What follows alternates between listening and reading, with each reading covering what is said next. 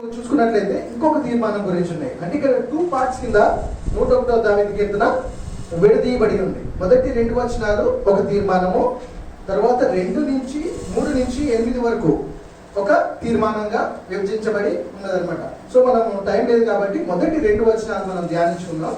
Okay, so ఇక్కడ దావీదు భక్తుడు ఏంటి కీర్తన అంటే, ఆయన మహారాజు, దావీదు భక్తుడు గొప్ప మహారాజు అయినా కానీ దేవుని బిడ్డగా ఆయన తీసుకున్న కొన్ని నిర్ణయాల గురించి, ఆయన దేవుని కృపలో ఏ విధంగా ఉండాలి అని ఆయన తెలుసుకున్న కొన్ని విషయాలు ఆయన ఇక్కడ తెలియజేశారనమాట. కృప, అసలు కృప అంటే ఏంటి అంటే, అర్హత లేని వ్యక్తి పైన జాలి చూపించడమే కృప. కృప అంటే అర్హత లేని వ్యక్తి మీద జాలి చూపించడం అంటేనే కృప.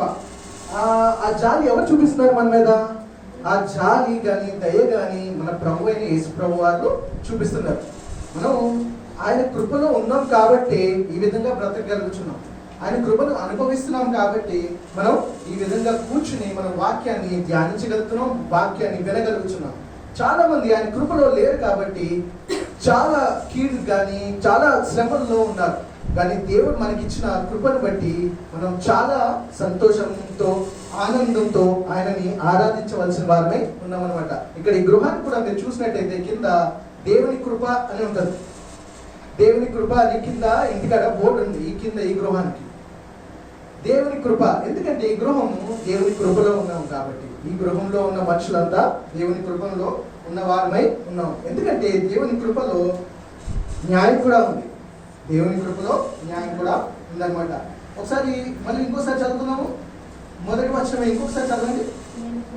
నేను కృపను గూర్చి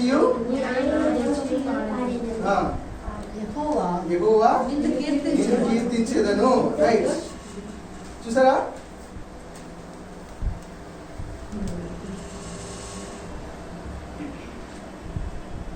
సో దేవుని కృపను మనం ఎప్పుడు జ్ఞాపకం చేసుకోవాలన్నమాట.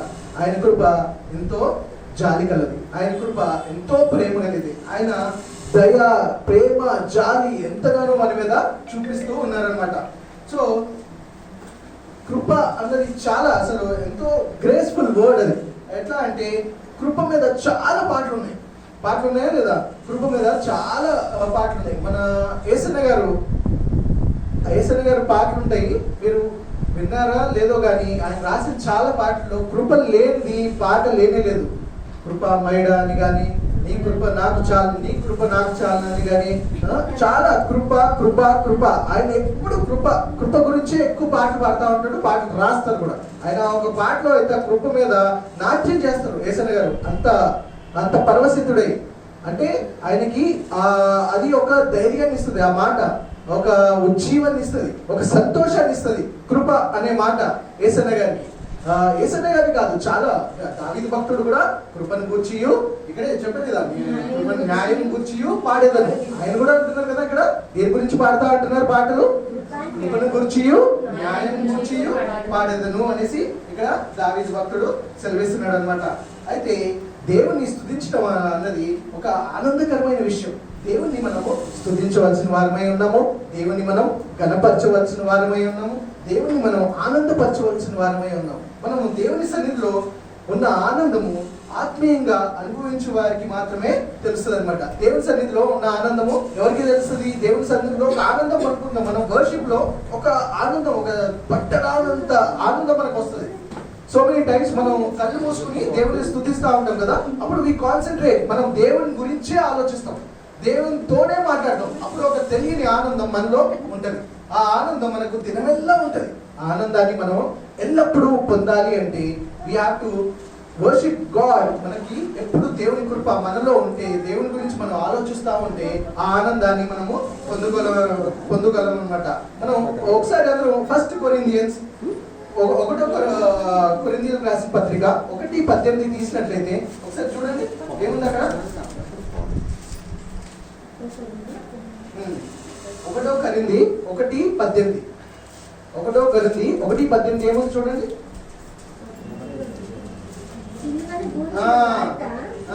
నశించిన వారికి వెర్రితనమును, కానీ రక్షింపబడుతున్న వారికి ఇక్కడ దేవుని శక్తి ఎక్కడి నుంచి వస్తుంది? అది దేవుని శక్తి, దేవుని కృప ద్వారా మనకి దేవుని శక్తి వస్తుంది అనమాట. రక్షింపబడుచున్న వారికి దేవుని శక్తి అయి ఉన్నది అనమాట. చూడండి ఒకసారి, మళ్ళీ ఒకసారి 1 Corinthians 1:18 అందరూ let's all read again.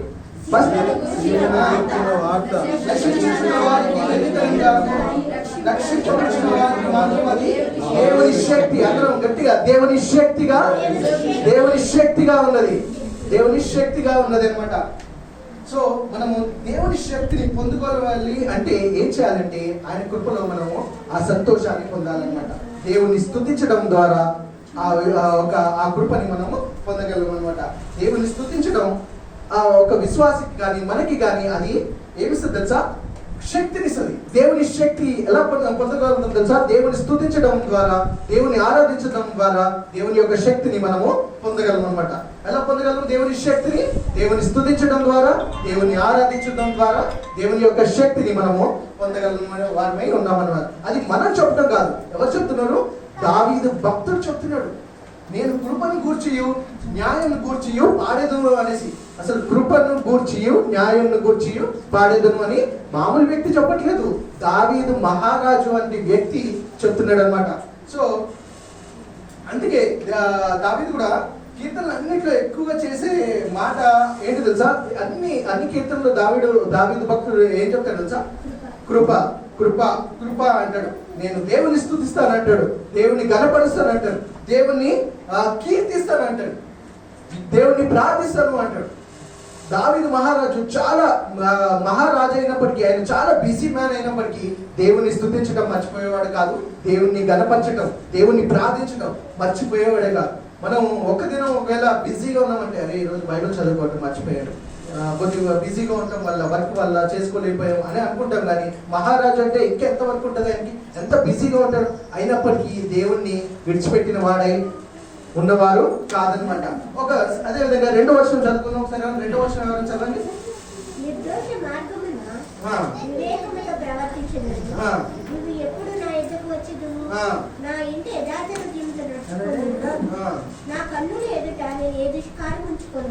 Okay చాలు. 2వ వచనము, దావీదు జీవితంలో ఒక తీర్మానం తీసుకున్నాడు అనమాట. నేను నిర్దోష మార్గంలో వివేకంతో నడిచెదను, జ్ఞానంతో ప్రవర్తించదను. వివేకము అంటే ఏంటి? వివేకం అంటే ఏంటి? ఆలోచించి నిర్ణయం తీసుకోవటం అంతే కదా. ఆలోచించి నిర్ణయం తీసుకోవటం, నిర్ణయం తీసుకున్నది మంచా చెడా అన్నది వివేకంతో ఆలోచించి మంచి నిర్ణయం తీసుకోవటం. ఎలా అంటే ఆలోచనలో ఎలాంటి దోషము ఉండకూడదు అనమాట. ఆలోచనలో ఎలాంటి దోషము ఉండకూడదు. ఎలా అంటే ఒక జ్ఞానంతో కూడిన నిర్ణయం తీసుకోవటం, దేవుని ద్వారా వచ్చిన నిర్ణయం అనమాట. ఎలా అంటే మనం చాలాసార్లు తొందరపాటు నిర్ణయాలు తీసుకుని మనము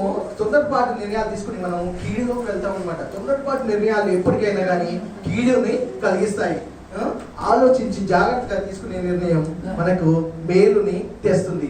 ఆలోచించి జాగ్రత్తగా నిర్ణయం ఎలా తీసుకోవాలి అంటే దేవుని ద్వారా, దేవుని యొద్ద మనం మొర్ర పెట్టినప్పుడు, మనకి ఏదన్నా కావాలి అన్నప్పుడు we should ask our God. మనం దేవుని యొద్ద మనం మొర్ర పెట్టాలి ముందుగా. మనం అంతే తప్ప త్వరపడి నిర్ణయం తీసుకోకూడదు. ఏదైనా కానీ దేవుని ద్వారా మనం నిర్ణయం తీసుకోవాలి. దేవుని ద్వారా నిర్ణయం తీసుకోవాలంటే దేవునికి మొర్ర పెట్టి ఆ తర్వాత మనం నిర్ణయం తీసుకోవాల్సిన వారమై ఉన్నామన్నమాట. అంటే ముందు ప్రార్థన చేయాలి, తర్వాతే నిర్ణయాన్ని తీసుకోవాలి. అది దేవుడికి అప్పచెప్తే దేవుడు మనకి సకాలంలో మనకి ఏది కావాలో దేవుడు మనకి అది అనుగ్రహిస్తాడనమాట. అంతేదాన్ని తొందరపాటుతో నిర్ణయాలు తీసుకోవడం మంచిది కాదు. అంతేకాకుండా కోపంతో ఉండి కూడా నిర్ణయాలు తీసుకోవాలి. కోపంగా నేను చేసేస్తాను అని ఎప్పుడు కానీ ఆ నిర్ణయాలు తీసుకోకూడదు. కోపం కంటే ఏది మంచిది? సహనము చాలా మంచిది అనమాట. అయితే మనకుంది కదా కోపము, అందుకే కోపం పడదుడు కానీ పాపం చేయకూడదు అనేసి కూడా అది వాక్యంలో మనకి తెలియబడి ఉంది. సో కోపంతో ఉండే వ్యక్తి కంటే సహనంతో ఉండే వ్యక్తి చాలా ధన్యుడు. చాలా ధన్యుడు. సహనంతో ఏ పరిస్థితిలో అయినా కానీ మనము సహనంతో ఉండవలసిన వారమై ఉన్నామన్నమాట. సహనం వల్ల మనము ఎవరిని పొందుకోగలుగుతాం తెలుసా?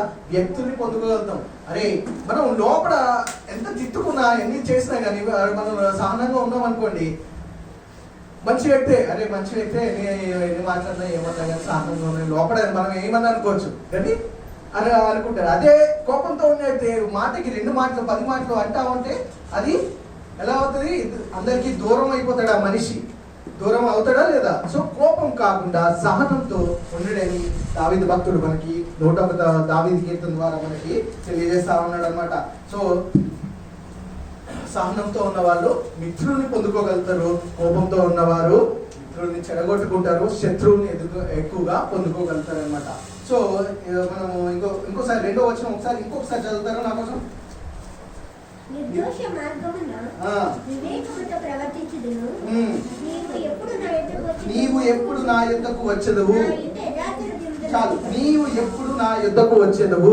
ఇక్కడ మళ్ళీ దావీదు భక్తుడు అడుగుతున్నాడు అనమాట, దేవా నీవు ఎప్పుడు నా యొద్దకు వచ్చెదవు అనేసి ఆయన ప్రభు అయిన యేసుక్రీస్తు వారిని అడుగుతున్నాడు. ఎందుకు అంటే మన శరీరము దేవుని ఆలయమై ఉన్నది. మనం ఎప్పుడైనా కానీ we should always invite God. మనం దేవుణ్ణి మన శరీరంలోకి, మన మనస్సులోకి ఆయనని ఆహ్వానించాలన్నమాట. దేవా మీరు ఎప్పుడు వస్తారు, నా హృదయంలోకి ఎప్పుడు వస్తారు? రండి ప్రభువా, మీరు నాతో మాట్లాడండి, నా హృదయంలో ఉండండి అని మనము యేసు ప్రభువాన్ని అడగవలసిన వారమై ఉన్నాం. అదే దావీదు భక్తుడు యేసు ప్రభువాన్ని అదే విధంగా ప్రార్థిస్తున్నాడు. ఆయన దావీదు మహారాజు, ఒక రాజ్యానికి రాజు అయినప్పటికీ ఎంతగానో తగ్గించుకొని, ఎంతగానో లోబడి దేవునికి తగ్గి ఆ విధంగా ప్రవర్తిస్తున్నాడు. సో మనం కూడా దేవుణ్ణి మనం ఏం చేయాలి తెలుసా? దేవా నా హృదయాల్లోకి మీరు రండి ప్రభువా, నాతో మీరు మాట్లాడండి ప్రభువా, మీరు నాలో ఉండండి అనేసి మనము దేవుణ్ణి అడగవలసిన వారమై ఉన్నాం. ఒకసారి అదేవిధంగా 1 కొరింథీయులు 3:16-17 1 కొరింథీయులు 3వ అధ్యాయము 16వ వచనంలో మీరు దేవుని ఆలయమై ఉన్నారని, దేవుని ఆత్మ మీలో నివసించుచున్నాడని మీరు ఎరుగరా?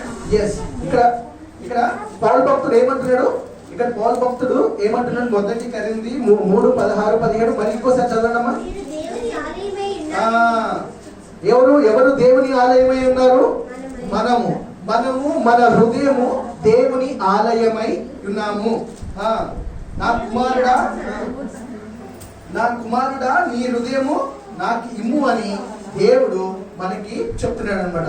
నా కుమార్తె, నా కుమారుడా మీ హృదయాన్ని నాకు ఇవ్వండి అనేసి దేవుడు చెప్తున్నాడు. సో మనము మన హృదయాన్ని దేవునికి ఇవ్వవలసిన వారమై ఉన్నామన్నమాట. ఇక్కడ 1 కొరింథీ 3:16-17 పౌలు భక్తుడు క్లియర్ గా చెప్తున్నాడు. ఏం చెప్తున్నాడు? ఇంకొకసారి గట్టి చదవమా. మీరు దేవుని ఆలయమై ఉన్నారని. మన హృదయం దేవుని యొక్క ఆలయమై ఉన్నది. సో మన హృదయాన్ని మనం పరిశుద్ధంగా ఉంచుకోవాల్సిన వారమై ఉన్నామన్నమాట. సో దేవుడు మనకి ఇచ్చిన ఈ మొదటి 2 వచనాలు తీర్మానాలు బట్టి, మొదటి వచనం నేను కృపను గూర్చియు న్యాయం గూర్చియు బాధ్యతను యెహోవా నిన్ను కీర్తించెదను. మొదటి వచనం అదొక తీర్మానం కాగా, 2వ వచనము నిర్దోష మార్గమున వివేకముతో ప్రవర్తించెదను, నీవు ఎప్పుడు నా యొద్దకు వచ్చెదవు. నీవు ఎప్పుడు నా యుద్ధకు వచ్చావు. ఈ 2 వచనాలు దేవుడు మనకి ఇచ్చిన ఈ ఉదయకాల సమయంలో దేవుడు మనతో మాట్లాడాడని నేను నమ్మచ్చు. ఈ తీర్మానాన్ని మన హృదయంలో మనం భద్రపరుచుకుందామని ఇచ్చిన వాక్యాన్ని దేవుడు దీవించి ఆశీర్వదించును గాక. ఆమేన్. అందరూ లేచి నిలబడినట్లయితే కాసేపు మన గొప్ప దేవుడైన యేసు ప్రభువాన్ని మనం స్తుతించి ఆరాధించుకుందాం. Let's all stand up and let's close our eyes and let's worship. ఇప్పుడే కదా మనము కాసేపు మన మహోన్నతుడైన దేవుణ్ణి మనము మన హృదయాల్లోకి ఆహ్వానిద్దాం.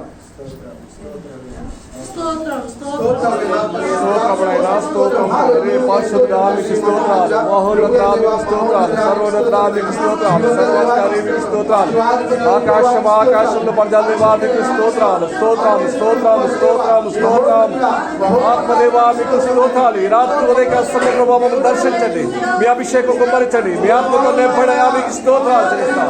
ఓ గొప్ప దేవా మీకు స్తోత్రాలు, పరిశుద్ధుడా మీకు స్తోత్రాలు, మీతో స్తోత్రాలు. ఆకాశంలో ఓ పరిజాల దేవా మీకు స్తోత్రం స్తోత్రం స్తోత్రం. అయినా ఆశ్చర్యకరుడు, ఆలోచనకర్త, బలవంతుల తండ్రి, సమాధానకర్త, మీర్చుడక తండ్రి మీకు స్తోత్రం ప్రభా.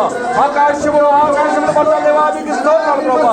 ఆకాశం సింహాసనమైన భూమి మీ బాధపడే ప్రభా మీకు స్తోత్రాలు ప్రభా. ఓ దేగా మీకు స్తోత్రాలు ప్రభా. నమ్మదగ్గ దేవా మీకు స్తోత్రాలైనా. మా రక్షకుడా మీకు స్తోత్రాలు. వైమోచకుడా మీకు స్తోత్రాలు.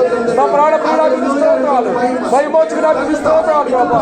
స్తుతులకు పాత్రుడా మీకు వందనాలు. స్తుతి సింహాసనాసీనుడా మీకు వందనాలు. మా గొప్ప దేవా మీకు స్తోత్రాలు చెల్లిస్తున్నా ప్రభా. ఆకాశంలో పడదా దేవా మీకు స్తోత్రాలు చెల్లిస్తున్నా ప్రభా. హల్లెలూయా. Thank you Jesus. వందనం యేసయ్యా, వందనం యేసయ్యా, వందనం యేసయ్యా, వందనం యేసయ్యా, వందనం యేసయ్యా, వందనం యేసయ్యా. నీవు చేసిన మేలకు, నీవు చూపిన కృపలకు, నీవు చేసిన మేలకు, నీవు చూపిన కృపలకు వందనం యేసయ్యా, వందనం యేసయ్యా, వందనం యేసయ్యా, వందనం యేసయ్యా. బలహీనుడనైన నన్ను నీవెంతగానో బలపరచావు. మహిమైశ్వర్యములో ప్రతి అవసరమును తీర్చావు. బలహీనుడనైన నన్ను నీవెంతగానో బలపరచావు. విశేష మహిమైశ్వర్యములో ప్రతి అవసరమును తీర్చావు. వందనం యేసయ్యా, వందనం యేసయ్యా, వందనం యేసయ్యా, వందనం యేసయ్యా, వందనం యేసయ్యా, వందనం యేసయ్యా, వందనం యేసయ్యా, వందనం యేసయ్యా. ఏ పాటి వాడనది నేను, నన్నెంతగానో బలపరచావు. చలంచలగా హెచ్చించి నన్నెంతగానో దీవించావు. ఏ పాటి వాడనని నేను, నన్నెంతగానో ప్రేమించావు. అంచలంచలుగా హెచ్చించి నన్నెంతగానో దీవించావు. వందనం యేసయ్యా, వందనం యేసయ్యా, వందనం యేసయ్యా, వందనం యేసయ్యా, వందనం యేసయ్యా, వందనం యేసయ్యా, వందనం యేసయ్యా,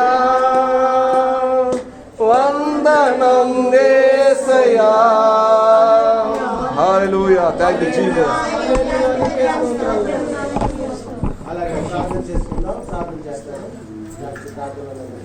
స్తోత్రం స్తోత్రం. కృపాకని కృప కలిగిన మా ప్రియ పరలోకపు తండ్రి, మీ పరిశుద్ధ ఘనమైన నామమునకు లెక్కలేని వేలాది కృతజ్ఞతాస్తుతులు స్తోత్రాలు చెల్లిస్తున్నాం. నైనా మాకు కాదు యెహోవా, మాకు కాదు. మీ కృపా సత్యములను బట్టి మీ నామమునకే మహిమ ఘనత తండ్రి. నైనా ఎంతైనా నమ్మదగిన వాడువు, నీతిమంతుడు తండ్రి. నైనా సర్వభౌమాధికారివి నైనా ప్రభా, సకల ఆశీర్వాదాలకు కారణబోధుడు నైనా. నిన్న నేడు నిరంతరము ఏకరీతిగా ఉండే దేవుడు నైనా. తరాలు యుగాలు మారిన మారని తండ్రివి నైనా. నైనా మీకే వందనాలు, స్తుతులు, స్తోత్రాలు నైనా. అల్ఫయో మేఘయు ఆదియు అంతమునై ఉన్న తండ్రి మీకే వందనాలు ప్రభా. శాశ్వతమైన ప్రేమతో మమ్మల్ని ప్రేమిస్తూ విడువక మేడల కృప చూపిస్తున్న తండ్రి మీకే వందనాలు, స్తుతులు, స్తోత్రాలు. స్తుతి సింహాసనాసీనుడా మీకే వందనాలు, స్తోత్రాలు నైనా. ఇశ్రాయేలు స్తుతుల మీద ఆసీనుడైన తండ్రి ప్రభా. నైనా ఇంకోనైనా పునరుద్ధాన దినమందునైనా మా స్తుతుల మీద మీరు ఆసీనులు కండి తండ్రి మీకే వందనాలు, స్తుతులు, స్తోత్రాలనైనా. నైనా ఈ దినమందు పునరుద్ధాన దినమందు ప్రభా ఆత్మతోను సత్యముతోను ఆరాధించుండగా ప్రభా, కృపా సత్య సంపూర్ణుడుగా మీరు మాతో ఉన్నందుకు మీకే వందనాలు, స్తోత్రాలనైనా. మా స్తుతులు ప్రభానైనా నేను ప్రతి మీ సన్నిధిలో ఉన్నందుకు వందనాలు, స్తోత్రాలు చెల్లిస్తున్నాయ్యా. నైనా తండ్రి ప్రభా, నైనా మీ కృపను గూర్చి మీ న్యాయమును గూర్చి మేము పాడేవారు ఉండడానికి సహాయం దయచేయండి అయ్యా. మీకే వందనాలు ప్రభా. నైనా నిర్దోషమైన వారిని ప్రభా, దేశంలో నమ్మకస్తులైన వారి కోసం మేము చూసినారు తండ్రి ప్రభా. అయ్యా నేను ఇచ్చిన వాక్యాన్ని 101వ కీర్తనను ఆశీర్వదించండి ప్రభా. నేను వాక్యాలు ప్రభు మాలో ఫలించడానికి సహాయం చేయండి నైనా. అయ్యా మీకే వందనాలు, స్తోత్రాలు. మిమ్మల్ని ప్రేమించి మీ సన్నిధికి కూడి వచ్చిన ప్రతి బిడ్డను మీరు దీవించండి, ఆశీర్వదించండి ప్రభా. మీ ప్రేమను, మీ కృపను, మీ కనికలను మా మీద ఉంచినందుకు వందనాలయ్యా. అయ్యా మీ జాలి చేతను, మీ కృప చేతను మేము బ్రతుకుచున్నాం తండ్రి. కేవలం మేము మంటి వారమునైనా ప్రభా. అయ్యా మీకే వందనాలు, స్తోత్రాలు ప్రభానైనా. మనం మిమ్మల్ని స్తుతించలేదు, అది మీ సత్యముల గురించి వివరించలేదు ప్రభా. సజీవులే తండ్రి ప్రభా, మృతులు మిమ్మల్ని స్తుతించలేరు నైనా తండ్రి. నైనా మీ నైనా సజీవంగా ఉన్న మేము మిమ్మల్ని స్తుతించేవారుగా, మిమ్మల్ని మహిమపరిచేవారుగా, మిమ్మల్ని ఘనపరిచేవారుగా మేము ఉండటానికి సహాయం చేయండి నైనా ప్రభా. మీ కృప నైనా మాకు అందరికీ ఉండటానికి సహాయం దయచేయండి. కూడి వచ్చిన ప్రతి బిడ్డను దీవించి ఆశీర్వదించి మీరే కృప చూపించి బలపరిచి నడిపించి సహాయం చే ప్రభా. మీ కృప, మీ కాపుదల కూడి వచ్చిన ప్రతి బిడ్డకి దయచేయమని మా ప్రభును రక్షకుడును యేసుక్రీస్తు నామములో అడిగి వేడుకుంటూ బ్రతిమాలుకొంచున్నాం తండ్రి. ఆమేన్. అందరూ కూర్చుందాం. అందరితో కూర్చోవలసిందిగా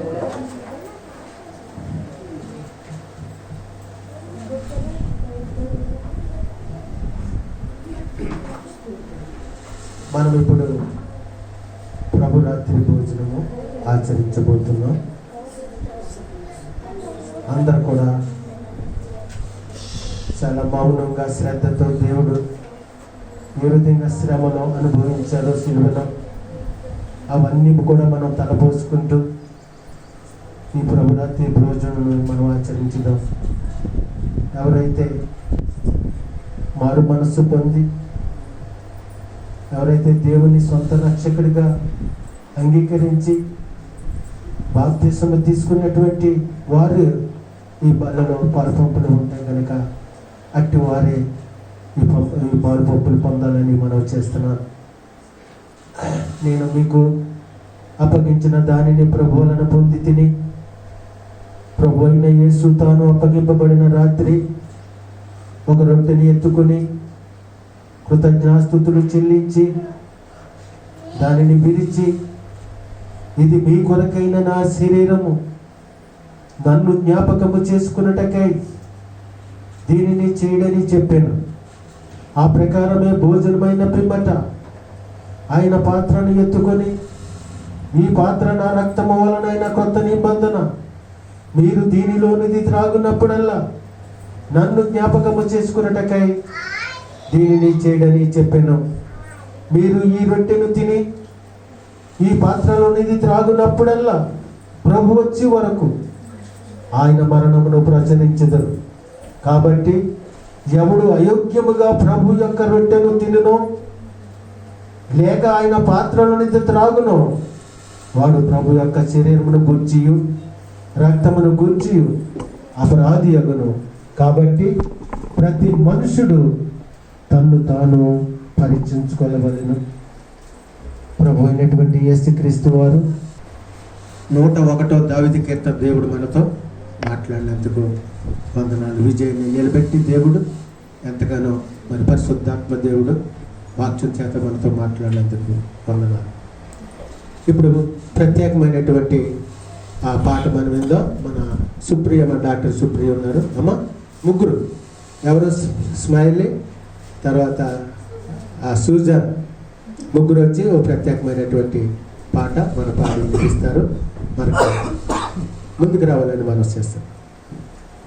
తర్వాత సియానా షెర్లీ కూడా ఉంటుంది. ఉన్నారా?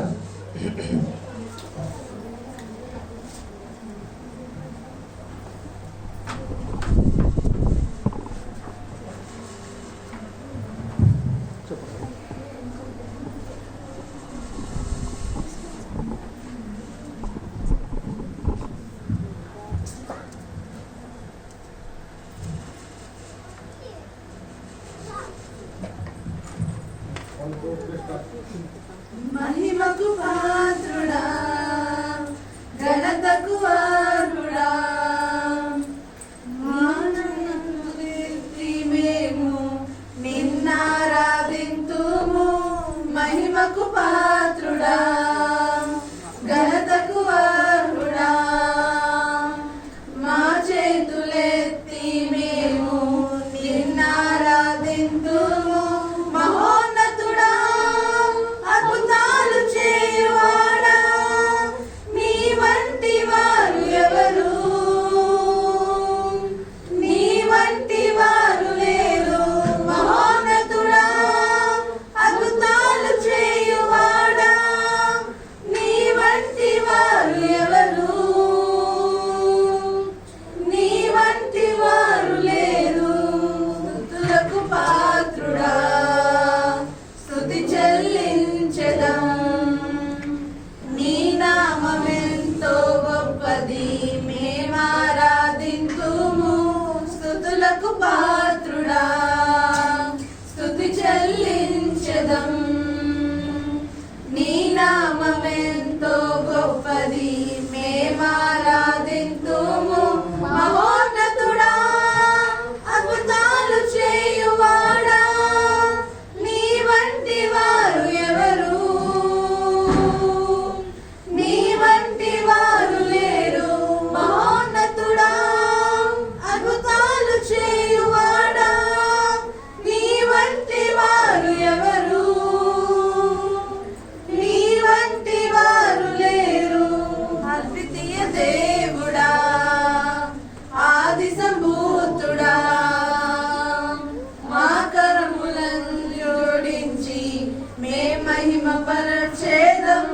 అద్వితీయ దేవుడా, ఆది సంభూతుడా, మా కరములను జోడించి మే మహిమ పరచేదం. మహోన్నతుడా, అద్భుతాలు చేయువాడా, నీ వంటి వారు ఎవరు? నీ వంటి వారు లేరు. మహోన్నతుడా, అద్భుతాలు చేయువాడా, నీ వంటి వారు ఎవరు?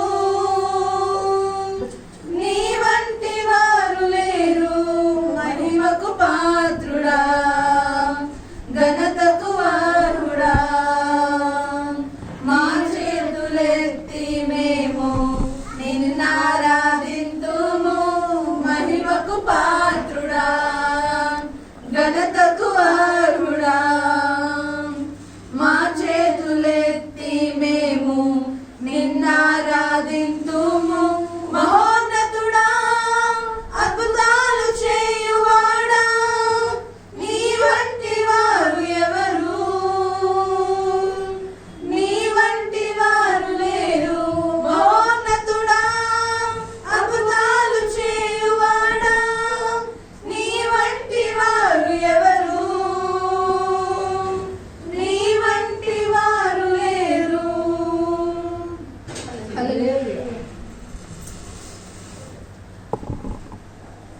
కనీసం వారికి చాలా చక్కని పాట పాడి వినిపించారు. మరి దేవుడు దీవించి ఆశీర్వదించిన గాక. దేవునికి మహిమ కలిగిన గాక. మరి ఇంకా సెర్లిసి అన్న వాక్ చేయలేని చెప్తారా అమ్మా? ఇంకెవరైనా సండే స్కూల్ పిల్లలు ఎవరైనా ఉంటే పంపించండి. టీచర్ ఇక్కడే ఉన్నారు, అక్కడ పంపిస్తే వాక్ చేయాలి చెప్తారు. అమ్మా పరమేశ్ లోకేష్ ఉన్నారు ఇక్కడ. ఆ బైబిల్స్ ఇచ్చే పొద్దుట ఎవరైనా బైబిల్స్ లేనటువంటి వారు మరి సండే స్కూల్ టీచర్కి ఇస్తాము, వారు ఇస్తారు మీకు.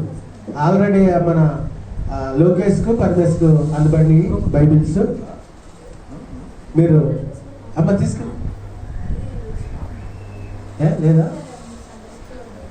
ఈరోజు ఏ అట్లాగా? Okay, very good.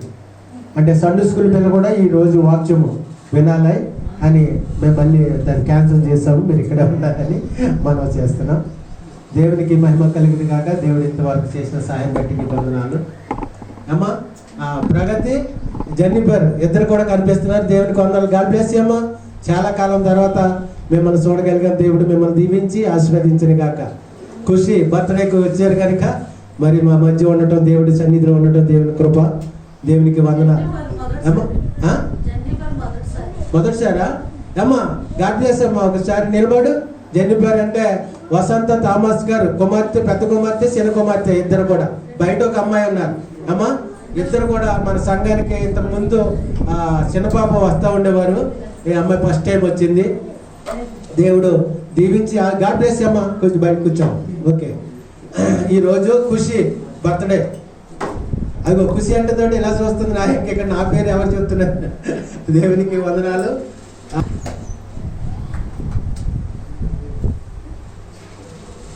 హల్లెలూయా. సంతోషంగా ఒకసారి హల్లెలూయా. నిద్రపోతున్న ఒకసారి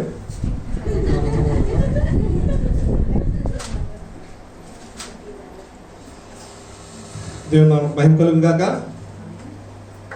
మరి ప్రభు సన్నిధిలో మనం ఉన్నాం. ఇంతవరకు దేవుడు చేసిన సహాయం బట్టి దేవునికి వందనాలు తెలియజేస్తున్నాం. ఈ అవకాశం ఇచ్చిన సేవకులు కూడా నా హృదయపూర్వక వందనాలు తెలియజేస్తున్నాను. మరి గడిచిన 2 వారాలు మరి నేను లేను. మన తిరిగి మరి మీ మధ్య దేవుడు నాకు ఇచ్చిన అవకాశాన్ని బట్టి కూడా ఈ దినము మనం దేవుని వాక్యాన్ని పంచుకోవడానికి దేవుడు నాకు ఇచ్చిన శ్రేష్టకరమైన సమయం బట్టి వందనాలు తెలియజేస్తున్నాను. అందరు ఇక్కడ ఉన్నారా? ఇంటి దగ్గర ఏమైనా వండి పెట్టి వచ్చారా? నేను రాలే కదా. ఇంటికాడ chicken curry, mutton curry, fish curry చేసి వచ్చుంటే మనసంతా అక్కడ ఉంటుంది. అట్లా ఏం లేదు కదా. సరే, అందరూ ఇక్కడే ఉండండి.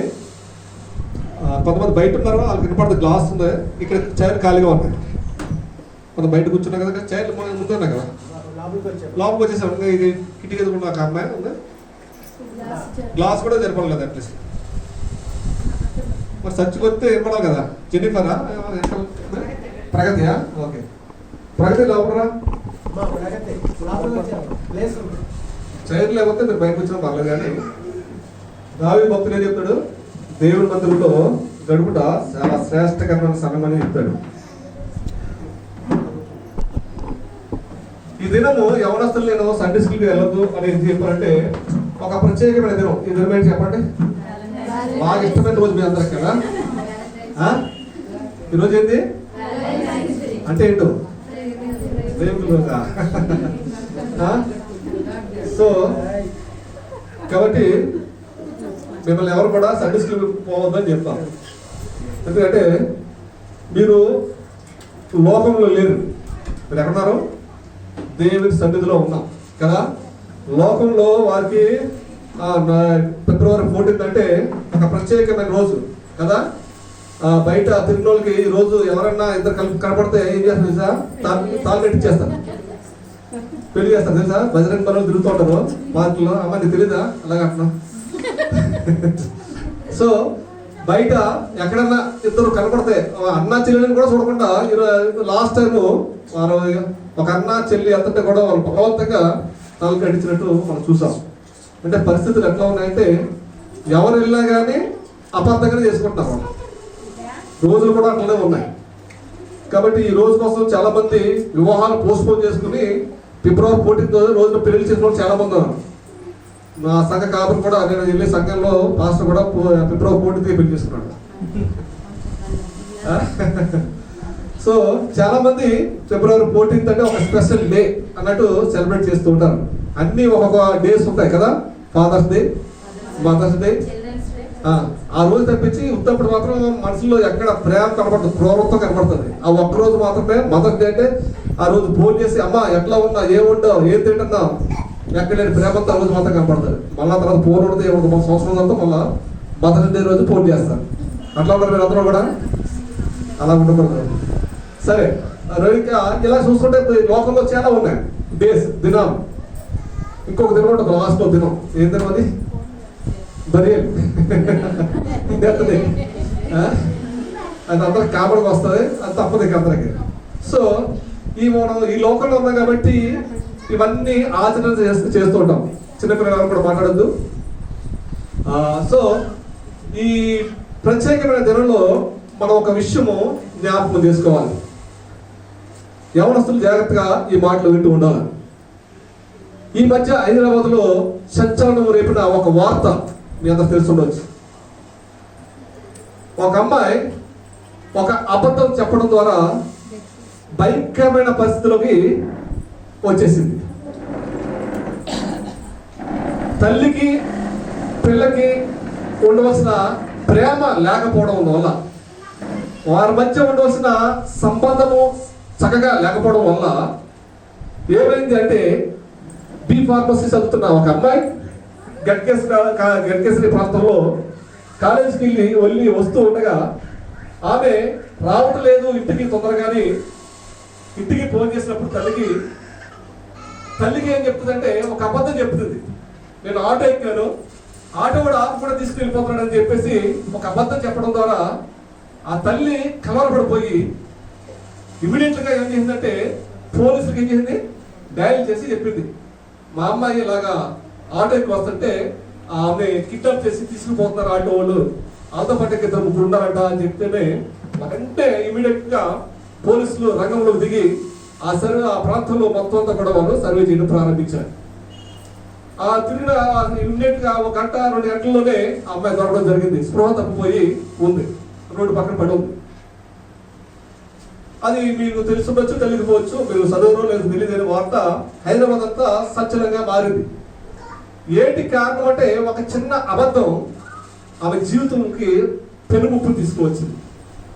ఏంటో అబద్ధం అంటే, బిడ్డలు చెడ్డ అలవాట్లకి చెడ్డ స్నేహాలకి అలవాటు పడి తల్లిదండ్రులకి అబద్ధం చెప్పడం ద్వారా, తల్లిదండ్రులను మోసం చేయడం ద్వారా ఏమవుతున్న బ్రతుకులు నాశనం అయిపోతున్నాయి.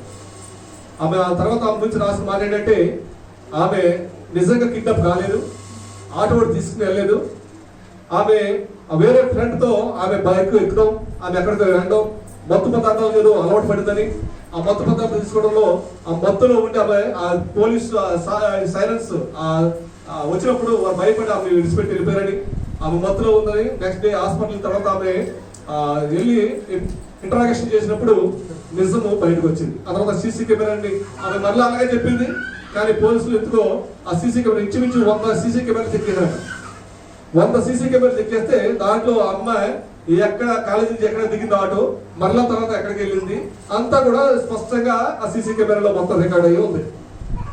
నేను ఎందుకు ఈ విషయం చెప్తున్నానంటే, మీరు లోకమని ప్రేమని ఈ లోకంలో తిరుగుతున్నారు, కానీ ఇవన్నీ కూడా మనుషుల్ని భయంకరమైన పరిస్థితుల్లోకి నడిపిస్తుందన్న విషయాన్ని మనం జ్ఞాపకం చేసుకోవాలి. తల్లిదండ్రులుగా కూడా అదే బాధ్యత తీసుకోవాలి, బిడ్డలుగా కూడా అదే జాగ్రత్తతో మనం ఉండాలి.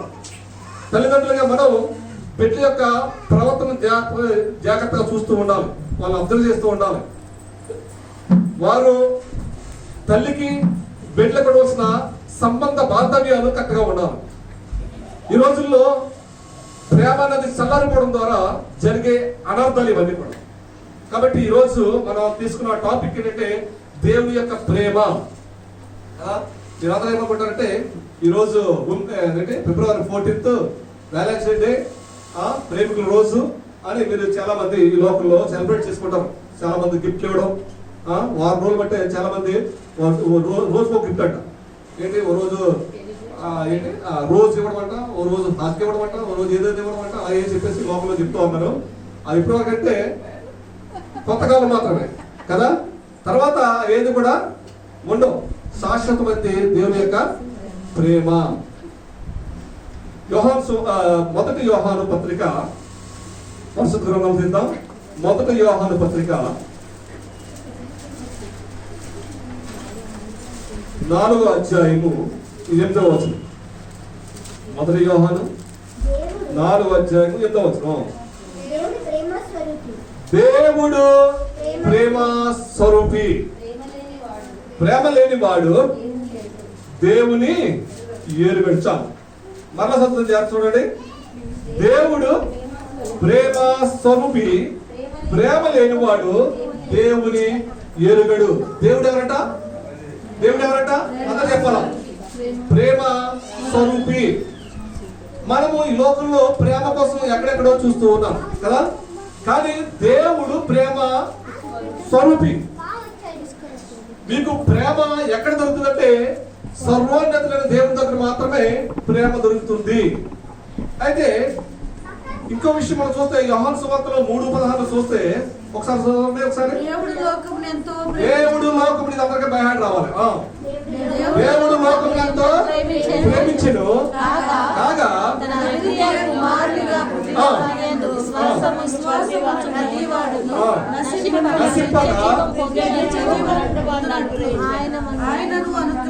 ఎవరిని అనుగ్రహించాడంట? ఆయన ఎవరు? ప్రేమ స్వరూపి. ప్రేమ స్వరూపిని యేసు క్రీస్తుని నీ కొరకు నా కొరకు ఏం చేయంట? అర్పించాడు. ఆయన ఎవరంట? ప్రేమ స్వరూపి. ఆయన దేవుడు లోకమును ఎంతో ప్రేమించాడు. మా చిన్నప్పుడు మా చర్చికి వెళ్ళినప్పుడు, అంటే 9th 10th క్లాస్, అంటే 10th లోపు ఉన్నప్పుడు వెళ్ళినప్పుడు నేను ఎప్పుడు వెళ్ళి ఇదే వాక్యం. ఇప్పుడు మా పాస్టర్ ఒక ఆయన కూడా జేమ్స్ గారిని ఆయన 3:16 తీసుకుని దేవుడు లోకమును ఎంతో అది ఎంతో తాగెత్తనుండి గంట. సో ఈ ప్రేమ యేసు క్రీస్తులే మాత్రం మనకి ప్రేమ దొరుకుతుంది. ఆయన దేవుడు ప్రేమ స్వరూపైన దేవుడు భూమి మీదకి వచ్చాడట, ప్రేమ స్వరూపిగా మన మధ్యకి వచ్చాడట. ఇర్మియా గ్రంథము 31:3 వచనం చూస్తే, ఇర్మియా గ్రంథం 31:3 మనం ఎలా ప్రేమిస్తున్నాడు ఆయన తెలియజేస్తాడు ఆ మాట.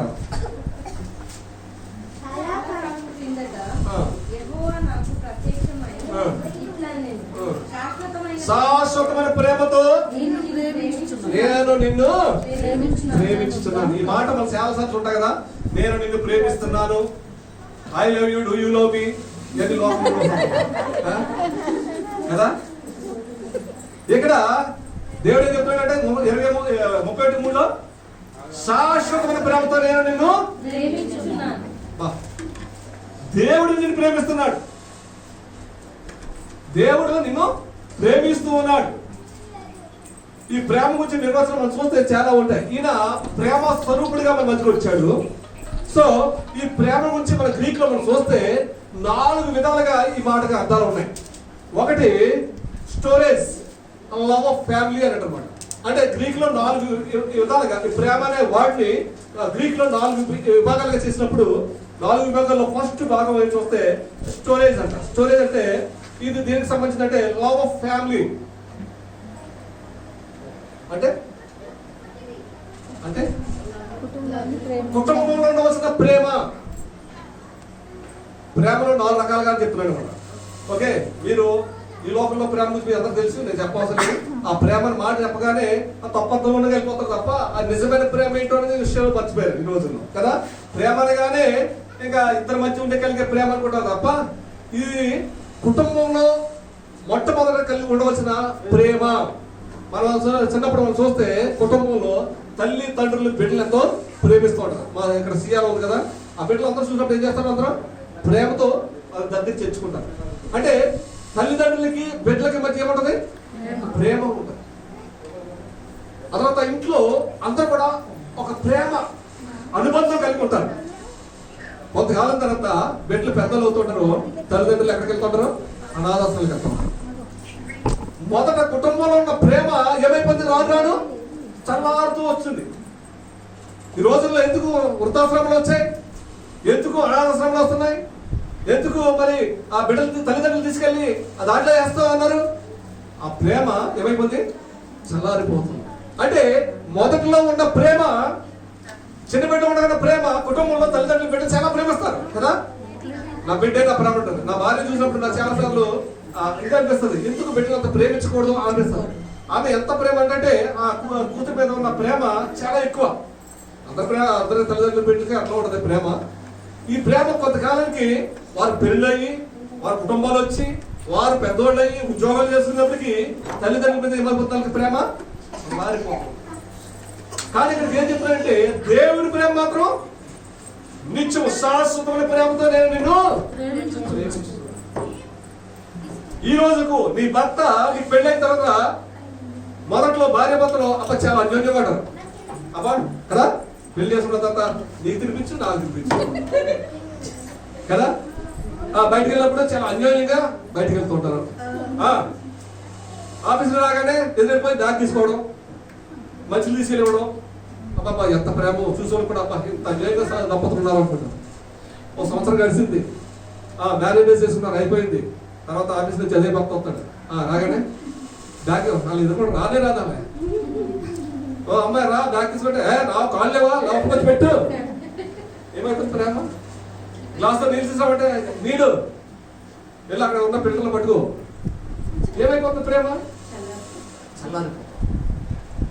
సో ఈ ప్రేమ, ఈ లోకంలో ఉన్న ప్రేమ, కుటుంబంలో ఉన్న ప్రేమ, భార్య భర్త మీద ఉన్న ప్రేమ, తల్లిదండ్రుల బిడ్డ ఉన్న ప్రేమ ఏమైపోతుంది? రోజు రోజుకి చల్లారిపోతుంది, తగ్గిపోతుంది. ఈ రోజుల్లో తల్లిదండ్రులు తీసుకెళ్లి అనాథాశ్రమంలో లేకపోతే వృద్ధాశ్రమంలో ఏదైనా కారణం ఏంటి తెలుసా? తల్లిదండ్రుల మీద ఉన్న ప్రేమ తగ్గిపోవడం.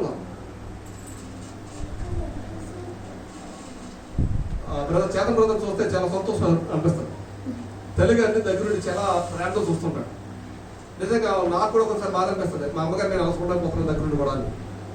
సో అటువంటి ప్రేమ కలిగి మనం జీవించాలి. తల్లిదండ్రులని మనం గౌరవించాలి, తల్లిదండ్రులు మనం ప్రేమించాలి.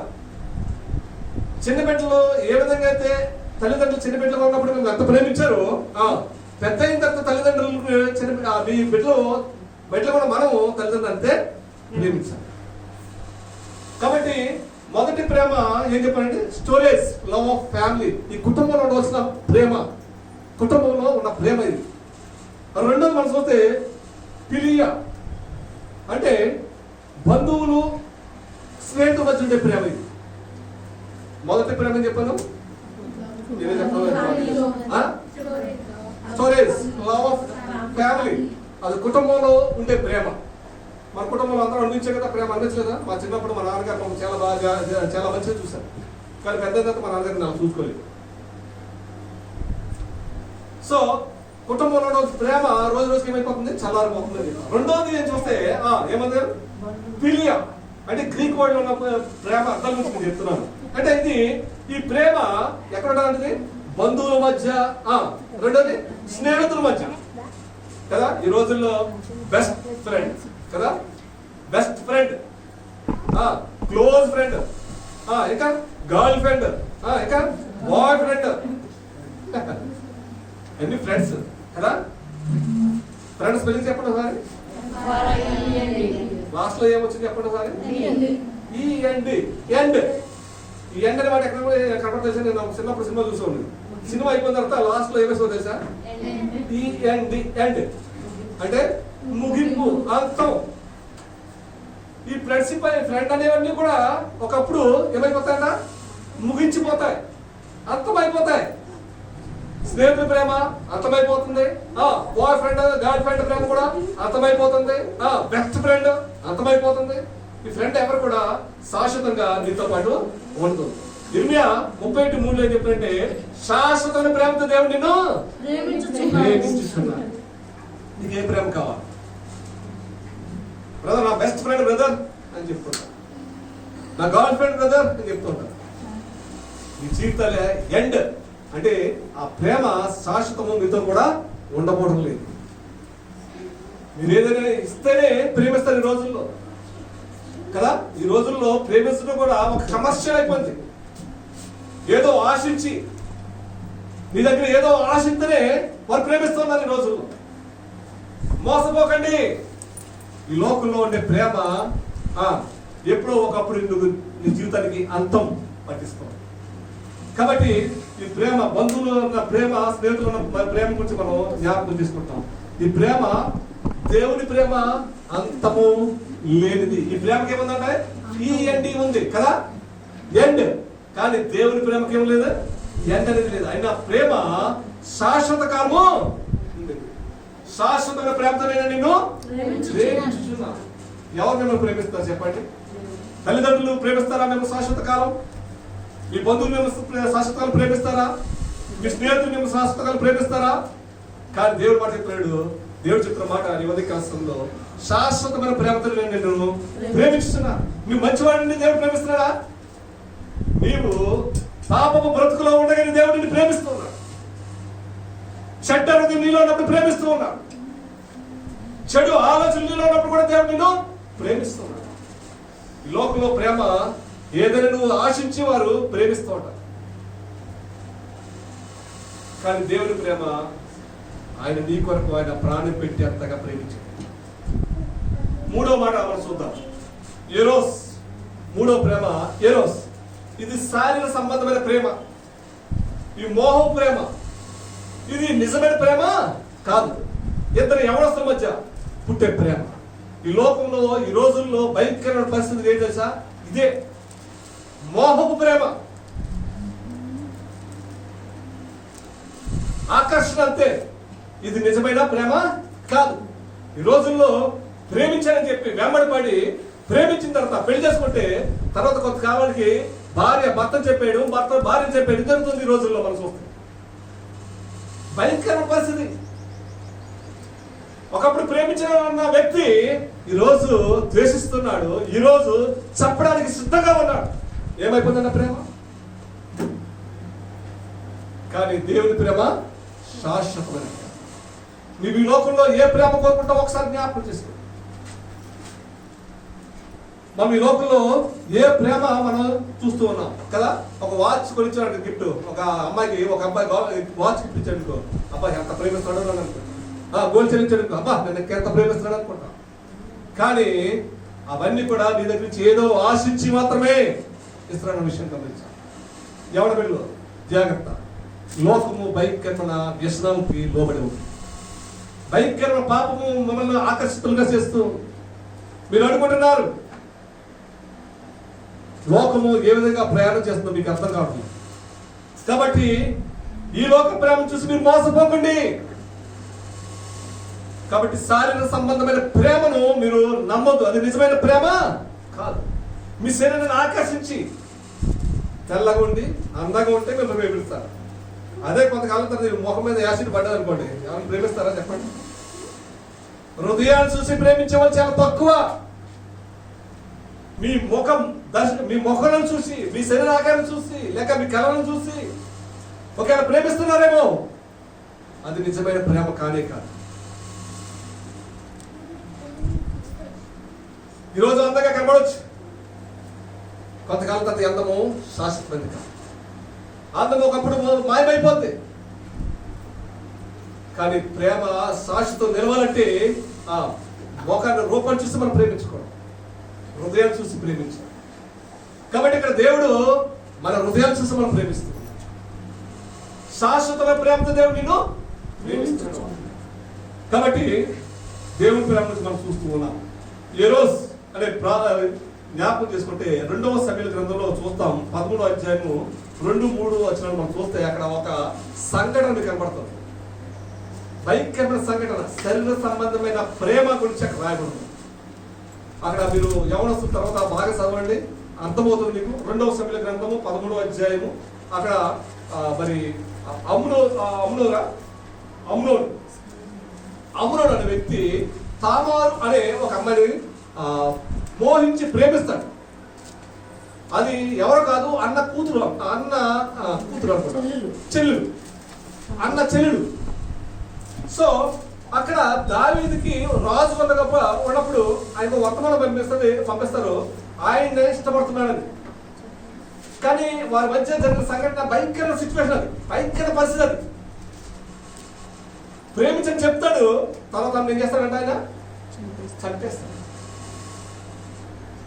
రోజుల్లో జరుగుతుంది అదే లోకంలో. ముందు ప్రేమిస్తున్నాడు చెప్తున్నాడు, మీ ఎంబడి తిరుగుతూ ఉన్నాడు, మీకు కావాల్సిన కొనిస్తూ ఉన్నాడు. తర్వాత మా ప్రేమ ఎక్కడ తీసుకెళ్తుందంటే మరణానికి దారితీస్తుంది. ప్రేమ ఎక్కడ తీసుకెళ్తుంది? మరణానికి దారితీస్తూ ఉంది. ఎవరి బిడ్డలో ఒంటరిగా ఎక్కడికి ప్రయాణం చేయొద్దు, ఒంటరిగా ఎవరి నమ్మి వెళ్ళొద్దు. దేవుడి ప్రేమ కంటే ఈ లోకంలో ఏ ప్రేమ కూడా. కాబట్టి ఈ 3 విషయాలు మనం చెప్పాం. మొదటి విషయం ఏం చెప్పాను? స్టోరేజ్. రెండోది ఫిలియా, మూడోది ఎరోస్, నాలుగోది అగాపే. అగాపే అదే ప్రేమ, అది దేవుని ప్రేమ.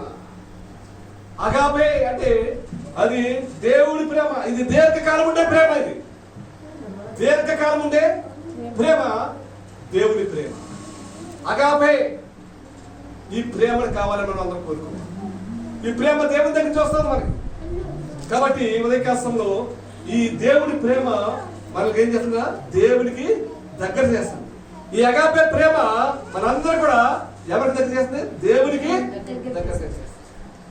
విశ్వాసులుగా, దేవుని బిడ్డలుగా, దేవుని యొక్క మందికి వచ్చిన మనమందరం కూడా ఏం కోరుకోవాలి తెలుసా? ఈ అగాపే ప్రేమ. దేవుని ప్రేమను కోరుకుంటే మనందరం కూడా ఈ ప్రేమ ఎక్కడ కనిపిస్తుందా? దేవుని దగ్గర కనిపిస్తుంది. కాబట్టి ఉదయకాశంలో సంఘంలో ఉన్నాము, మనము ఏ ప్రేమ కలిగి ఉన్నాం? ప్రేమకు నిర్వచనం 4 విషయాలు నేను ముందుంచాను.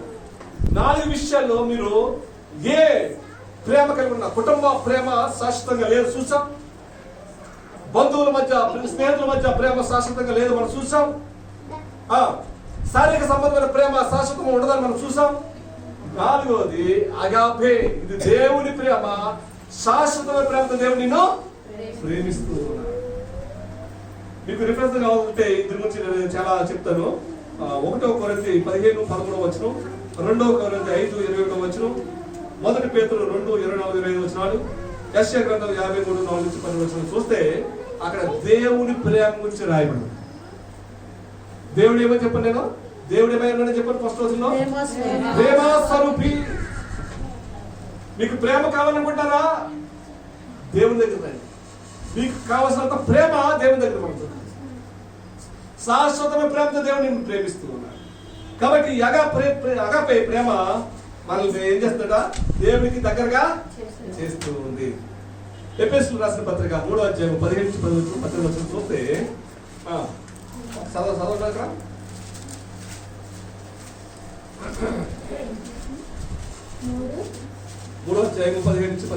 మీరు అంతరంగ పురుషుని యందు శక్తి కలిగి ఆయన ఆత్మ వలన బలపరచబడినట్లుగాను క్రీస్తు మీ హృదయములలో విశ్వాసము ద్వారా నివసించినట్లుగాను తన మహిమైశ్వర్యము చెప్పున మీకు దయచేయవలనని మీరు దేవుని సంపూర్ణత యందు పూర్ణులగునట్లుగా ప్రేమ యందు వేరు పారి స్థిరపడి సమస్త పరిశుద్ధులతో కూడా దాని వెడల్పు పొడుగు లోతు ఎత్తు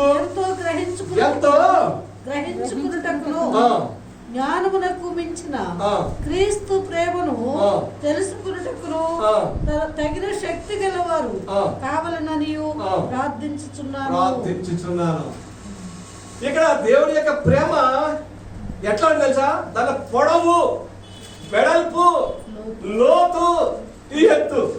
ఆ ప్రేమను ఎవరు కూడా కొనలేదు. ఈ మధ్యలో కొనవచ్చు కదా, పొడవెంతో చెప్పొచ్చు, వెడల్పు ఎంతో చెప్పొచ్చు, ఎత్తు ఎంతో చెప్పొచ్చు. కానీ దేవుని ప్రేమట కొలతలు లేని ప్రేమ. ఆయన ప్రేమ కొలతలు లేనిది ప్రేమ. ఆయన ప్రేమకు వెడల్పు లేదు, ఎత్తు లేదు, లోతు లేదు, వెడల్పు లేదు. ఆయన ప్రేమ ఎంతో ఉన్నతమైన ప్రేమ. అటువంటి ప్రేమ ఉదయకాశంలో దేవుడు నీకు నాకు ఇవ్వాలని ఆశపడుతున్నాడు. ఇక్కడ మనం చూస్తే 2వ సమూయేలు గ్రంథంలో 9వ అధ్యాయం 1-13 ఒక పారాగ్రాఫ్ మనం చదివితే, సౌలు మనవుడు లేక యోనాతాను కుమారుడు మెఫీబోషెతు కనపడతాడు. మెఫీబోషెతు కుంటివాడు. ఎవరైనా కుంటివాడు. ఆయన ఒక రోజు దావీదు కంట్లో పడతాడు. దావీదు కంట్లో పడినప్పుడు దావీదు ఆ మెఫీబోషెతును పిలిపించి, నువ్వు సౌలు మనవడు కదా, యోనాతాను కుమారుడు కదా, సో ఈ మెఫీబోషెతుని మన రాజా ఆ గృహంలోకి తీసుకుని వెళ్ళి, ఆ రాజమందిరంలోకి తీసుకుని వెళ్ళి సకల మర్యాదలు అని చేసి ఆయన భోజనము బల్ల మీద బల్ల చుట్టూ ఆయన్ని కూర్చోబెట్టి శ్రేష్టమైన ఆహార పదార్థాలతో ఆయనకి భోజనము వడ్డిస్తారు. ఆయన దావీదు సౌలుకి దావీదుకు ఉన్న శత్రుత్వము మామూలుగా, దావీదుని చంపాలని ఎన్నో పర్యాయాలు ప్రయత్నం చేసిన వాడు సౌలు. సౌలు మనవుడు ఎవరు? మెఫీబోషెతు అందంగాను ఇలాగ దృఢంగాను ఉన్నాడా? లేదు, అతను కుంటివాడు. 2 కాళ్ళు లేవాయనకి. ఆయన గెడ్డం పెంచుకుని మరి భయంకర పరిస్థితుల్లో ఆయన కనిపించినప్పుడు దావీదు ఏం చేయడట? అతను ప్రేమించి తన రాజమందిరంలో తీసుకుని వెళ్ళి సకల మర్యాదలు అనుగ్రహించి ఇచ్చి తన భోజనం బల చుట్టూ కూర్చోబెట్టుకుని మంచి పదార్థాలతో సంతోషపెట్టాడు. ఈ లోకంలో ఉన్న రాజే ఒక మెఫీబోషెతు మీద అంత కనికరం చూపిస్తే, పరలోకంలో ఉన్న దేవుడు మనందరి మీద కూడా ఆయన ప్రేమ చూపించి ఆయన సన్నిధికి మనల్ని పిలుచుకొని ఆయన సన్నిధిలో మనల్ని ప్రేమించే దేవుడిగా మనం ఆయన ఉన్నాడు. కాబట్టి మనం జ్ఞాపకం చేసుకోవాల్సిందంటే ఈ ప్రేమ ఎంతో గొప్పది. ఈ ప్రేమ ఏంటంటే శాశ్వతమైన ప్రేమతో దేవుడు నిన్ను ప్రేమిస్తున్నాడు అనే విషయాన్ని జ్ఞాపకం చేసుకున్నాడు. ఇక్కడ దావీదు దేవునికి సాదృశ్యన్నాడంటే ఇక్కడ దేవునికి సాదృశ్యంగా ఉన్నాడు. మెఫీబోషెతు దేవునికి సాదృశ్యన్నాడంటే ఒక విశ్వాసకి సాదృశ్యన్నాడు. మనము విశ్వాసంగా మెఫీబోషెతు పరిస్థితుల్లో మనం ఉంటే మనము ఎలా ఉన్నాము? అసహ్యంగా ఉన్నాం దేవుని దృష్టి. కుంటివాడుగా ఉన్నాం, అంగవహీనంగా ఉన్నాం, హీన వస్త్రంలో ఉన్నాం. కానీ దేవుడు మనల్ని ఏం చేయడంట?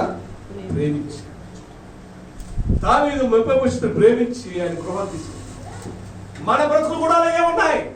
కానీ ఆయన ప్రేమించి ఎంత తీసుకెళ్ళాడైనా దేవుని యొక్క మందిరంలో మనల్ని ఉంచాడు. కాబట్టి దేవుని ప్రేమ గురించి మనం చూస్తే 3 విషయాలు కూడా దీంట్లో మనం చెప్పవచ్చు. ముందు దేవుని ప్రేమలో నిర్వచన 4 విషయాలు చెప్పాను. ఇక్కడ 3 విషయాలు నేను త్వరగా చెప్పి ముగిస్తాను. ముగించాలా? దేవుని ప్రేమ మారనిది అనే విషయాన్ని తెలియజేస్తున్నాను కదా. మలకి గ్రంథము 3వ అధ్యాయం 6వ వచనం చూస్తే, నేను చాలా త్వరగా వెళ్తున్నాను, మీకు అర్థం కాకుండా ఇక్కడ నేను చేయలేను, సమయాన్ని ముగించాలి కాబట్టి, లేదా నిద్రపోతాను కాబట్టి. సో మలాకి గ్రంథము 3వ అధ్యాయము 6వ వచనం చూస్తే ఎక్కడ మాట్లాడుతుంది చదవండి సారి. యెహోవానైన నేను మార్పు లేనివాడు కనుక యాకోబు సంతతి వారైన మీరు లయము కాలేదు. చాలు. దేవుని ప్రేమట మార్పు లేనిది. ఆయన మారని దేవుడు. నీలో మార్పు వస్తుంది, మనలో మార్పు వస్తుంది, కానీ దేవునిలో మార్పు లేదు. ఆయన అందరినీ సమానంగా ప్రేమించే దేవుడు. ఆయనలో మార్పు లేనే లేదు. కాబట్టి ఇక్కడ చెప్తున్న మాట, ఆయన మార్పు లేని వాడు. కాబట్టి భార్య భర్తల మధ్య ఏమవుతుందో మొదటి ప్రేమ తర్వాత ప్రేమ గురించి మాట్లాడండి. మార్పు వచ్చిందా లేదా ప్రేమలో? మొదట ఉన్న ప్రేమ చాలా ఐక్యంగా, చాలా సంతోషంగా, చాలా అందంగా ఉంది. కానీ రాను వారి మధ్య ప్రేమ చాలా. కానీ దేవుడి ప్రేమ మార్పు లేనిది. ఇక్కడ మనం చూస్తే లూకా సువార్త 15వ అధ్యాయము 11 తీయాల్సిన అందరూ తెలిసిన విషయమే. ఎవరు కనపడతారో లూకా సువార్తలో 15వ అధ్యాయం తప్పిపోయిన కుమారుడు మనం చూస్తే తండ్రి దగ్గర నుంచి అతను ఆస్తి తీసుకుని వెళ్ళిపోయాడు. వెళ్ళిపోయిన తర్వాత తన జీవితంలో నాశనం చూసిన తర్వాత, భ్రష్టత్వం వచ్చేసిన తర్వాత, తనలో ఒక మార్పు వచ్చిన తర్వాత అదేం చెప్తాడంటే, నేను తిరిగి నా తండ్రి వద్దకి వెళ్దాము, అక్కడ తండ్రి చేర్చుకోపోయినా, కుమారుడే చేర్చుకోపోయినా, నేను అనేక మంది పనివారు ఉన్నారు, ఆ పనివారు నేను ఒక పనివాడిగా జాయిన్ అవుతానని చెప్పేసి ఒక తీర్మానంతో తిరిగి వస్తాను. మీరు చదవరా? కుమారుడు చదవాలి లేదా? సో అక్కడ వచ్చినప్పుడు తండ్రి దూరంగా చూసి పరిగెత్తుకుని వెళ్ళి కుమారుడు గుర్తుపట్టాడండి. కుమారుడు ఎలా ఉన్నాడు? మురికి గుడ్డలు ఉన్నాయి. కుమారుడు ఆహారం లేక గడ్డంతో చిక్కిపోయి భయంకర పరిస్థితిలో ఉన్నప్పుడు తండ్రి ఏం చేయడం? కుమారుడు ఏం చేయడంట? గుర్తుపట్టి అతను ముద్దు పెట్టుకుని ఆయన తీసుకుని వెళ్ళి మరి ఆయన వస్త్రం మార్చి ఉంగరం పెట్టి విందు ఏర్పాటు చేసి, ఇదిగో నా తప్పుకొని కుమారుడు వచ్చాడు అని ఒక గొప్ప విందు చేశాడంట. తిరిగి ఆ కుమారుడికి ఏ స్థానం ఇచ్చాడండి? కుమారుడు స్థానమే ఇచ్చాడు. కుమారుడు ఏమనుకుని వచ్చాడు? పనివాడిలో ఒకటిగా ఉండామని వచ్చాడు. కానీ ఇక్కడ ఏమి తండ్రి ఏమి ఇచ్చాడు? కుమారుడు స్థానం కుమారుడికే ఇచ్చాడు. మన దేవుడు అంత గొప్ప దేవుడు. ఆమేన్. నీవు ఈ లోకంలో ఎన్నిసార్లు తప్పిపోయి మరి పడిపోయి తిరిగి వస్తున్నా దేవుని దగ్గరికి, నీ స్థానం నీకే ఇస్తా ఉన్నా. అలాగని చెప్పేసి తప్పిపోమని కాదు. ఒకసారి తప్పిపోయి తిరిగి వచ్చినప్పుడు దేవుడు నన్ను క్షమిస్తాడా లేదా, దేవుడు నన్ను చేర్చుకుంటాడా లేదా, దేవుడు నా ప్రార్థనలు వింటాడా లేదా అని ఒకవేళ సందేహంలో దేవుడి సన్నిధికి వస్తే, తప్పిపోయిన కుమారుడు ఏ విధంగా అయితే తండ్రి దగ్గరికి వచ్చినప్పుడు తండ్రి ఏ విధంగా అయితే ప్రేమను చేర్చుకున్నాడో, కుమారుడు యొక్క స్థానం కుమారుడికి ఎలా ఇచ్చాడో, ఉదయకాలంలో తిరిగి వస్తే నీవు తండ్రి దగ్గర అదే స్థానం నీకు. కాబట్టి ఉదయకాలంలో తండ్రిలో మార్పు లేదు, దేవుడి ప్రేమలో మార్పు లేనే. కుమారుడు ప్రేమ తండ్రి దగ్గర నుంచి విడిపోయి వెళ్ళిపోయాడు కానీ ఆ కుమారుడులో మార్పు వచ్చింది. కానీ కుమారుడు భ్రష్టత్వంలో వెళ్ళిపోయాడు కానీ తండ్రి దగ్గర ఏమైనా మార్పు వచ్చిందా? కుమారుడు వెళ్ళిపోయాడు, వాడిని ద్వేషించాలా, వాడి మీద ప్రేమ చూపించకూడదు, వాడిని చేర్చుకోకూడదని తండ్రిలో ఏమైనా మార్పు వచ్చిందా? ఆయన శాశ్వతమైన ప్రేమతో దేవుడు నిన్ను. రెండో చూస్తే దేవుని ప్రేమ మరిచేవాటిది కాదు. యెషయా గ్రంథము 49వ అధ్యాయం 15వ వచనం తీసుకున్న చదవండి త్వరగా.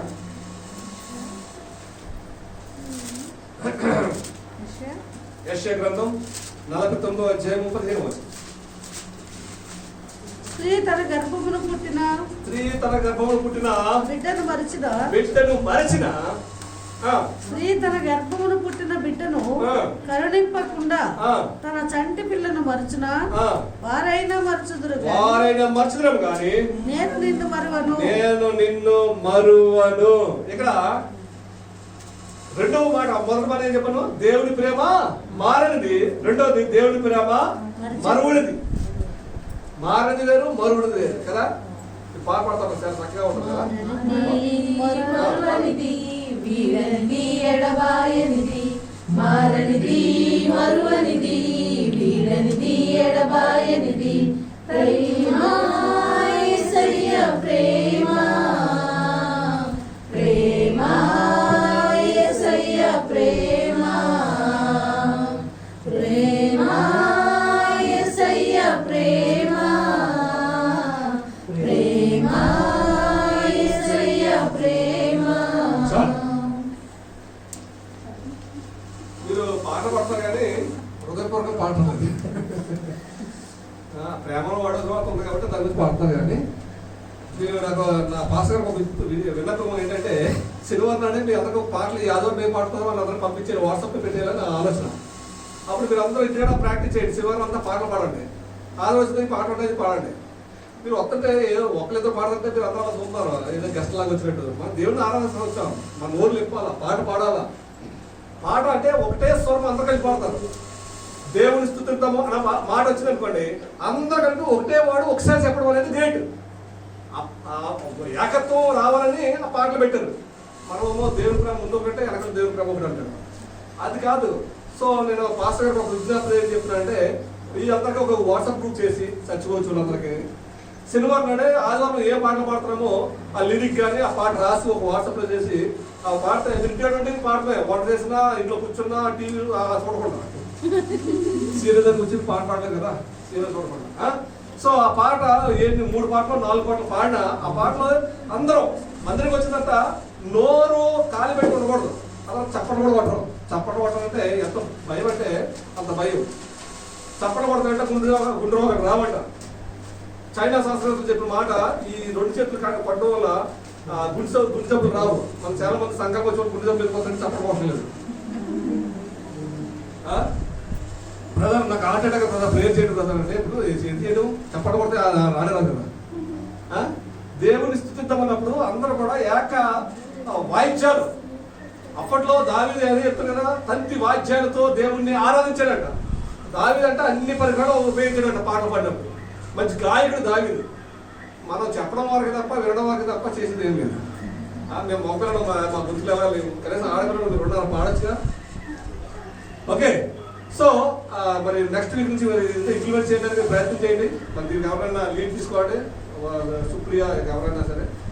పాటలు 3 పాటలు అయినా సరే పాడింది అందరూ ఏకస్వరంతో అందరూ పాడండి, దేవుడు మహిమపడండి. ఓకే, మంచిది. ఈ ప్రేమ ఎటువంటిదంట? 49:15 చూద్దాం. తల్లి మర్చిన కానీ మరువనని ప్రేమ. ఇక్కడ మనం చూస్తే ఒకరోజు సాధు సుందర్ సింగ్ గారు అంట, తెలుసా మీరు? భక్తుల గురించి భక్తులు ఇష్టపడి చదవాలి మీరు కదా. మన ముందు చాలా మంది భక్తులు ఉన్నారు.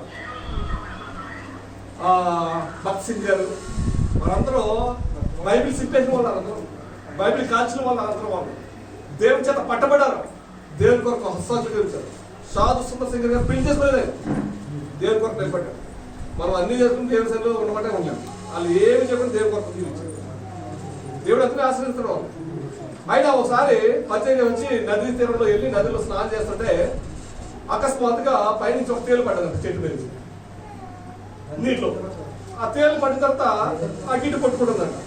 అయ్యో పాపం చచ్చిపోలా ఉందని చెప్పేసి సాధు సుందర్ సింగర్ గారు ఒక ఆకు తీసుకుని ఆకు మీద ఎక్కిద్దామని తీసుకెళ్తుంటే ఆ గొట్టు మీద వాళ్ళని చెప్పంట, అయ్యా అది చేయొద్దు అని చెప్పాను. ఎందుకు దాన్ని రక్షిద్దామంటే మీరు ఎందుకు వద్దు అంటారంటే, దాని స్వభావం ఏంటంటే కుట్టే స్వభావం. నువ్వు రక్షిస్తున్నావా, దాన్ని కాపాడుతున్నావా, నీళ్ళు కొట్టుకోతున్నావు కాపాడుతున్నావా అనేది దానికి అనవసరం. ఆకు పడితే ఇమీడియట్ ఏం చేస్తుంది? కుట్టే స్వభావం దాన్ని. పాము వచ్చిందనుకో దాని స్వభావం ఏంటిది? కలిసే స్వభావం దాన్ని. మానవ స్వభావం ఏంటి తెలుసా? మర్చిపోయే స్వభావం. మానవ స్వభావం ఏంటంట? మర్చిపోయే స్వభావం. అందుకే నీ తల్లి మర్చిన, తండ్రిని మర్చిన నిన్ను మరువని దేవుడు. ఈ రోజుల్లో నీ భార్య మర్చిపోవచ్చు, నీ భర్త మర్చిపోవచ్చు, నీ తల్లిని మర్చిపోవచ్చు, నీ బంధువులు మర్చిపోవచ్చు, నీ స్నేహితులు మర్చిపోవచ్చు. ఈ లోకంలో నా అన్నవారు అందరూ మర్చిపోవచ్చు. కానీ ఎవరు మర్చిపోయాట? నీ దేవుడు నిన్ను మర్చిపోడు. శాశ్వతమైన ప్రేమతో దేవుడు నిన్ను ప్రేమిస్తూ ఉన్నాడు. ఎక్కడ ఒక తల్లి అంట ఒకసారి షాప్కి వెళ్ళేదంట. ఎందుకు వెళ్ళింది? చీరలు అంట ఒకటి కొంటే 2 ఫ్రీ అన్నమాట. ఒకటి కొంటే ఆడవాళ్ళకి అసలు ఫ్రీ అంటేనే ఇది. ఇంకా 2 చీరలు ఫ్రీ అనేటప్పటికి ఆమె ఒక 5,000 పెట్టి షాప్కి వెళ్ళిపోయింది. ఒక బిడ్డ తీసుకెళ్ళింది, షాప్ బిల్ చిన్న బిడ్డ తీసుకెళ్ళింది.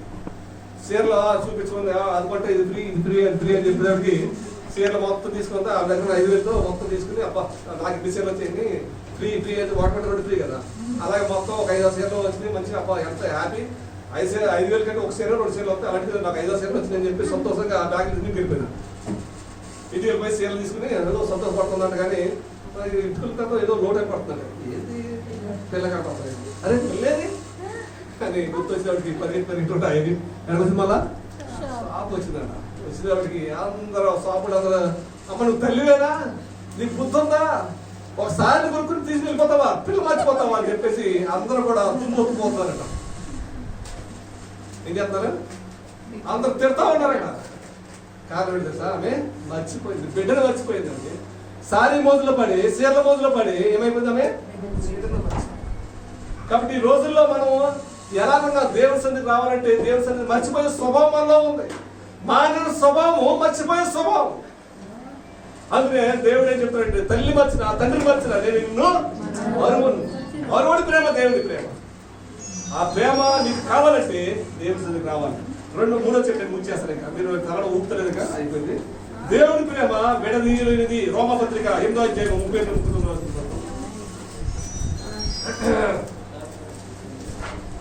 రోమపత్రిక, రోమిలకు రాసిన పత్రిక 8వ అధ్యాయం 38-39.